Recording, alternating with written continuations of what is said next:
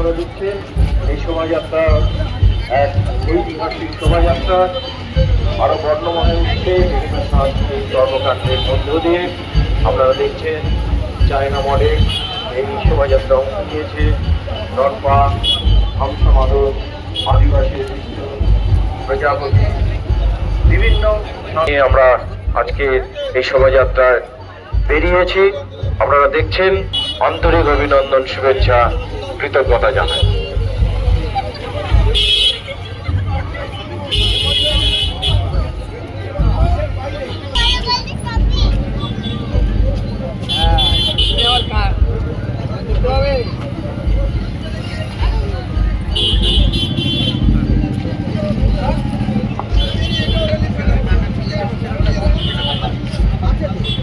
মুহূর্তে সেই বর্ণময় পদযাত্রা ধীরে ধীরে অক্ষয়নগর থেকে এগিয়ে চলেছে কাকদ্বীপ রেনবো ক্লাব পর্যন্ত।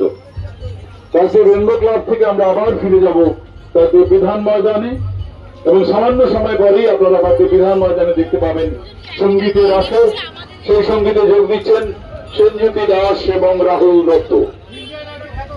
ইন্ডিয়ান আইডল খ্যাত সেনজ্যোতি দাস আপনাদের গান শোনাবে কাকদ্বীপ বিধান ময়দানে আর সামান্য সময় পরে। আমরা 3 দিন কাকদ্বীপ বিধান ময়দান ভরে উঠবে ফুটবল প্রেমীদের ভিড়ে। আপনাদের সকলকে আমরা আমন্ত্রণ জানাচ্ছি কাকদ্বীপ বিধান ময়দানে।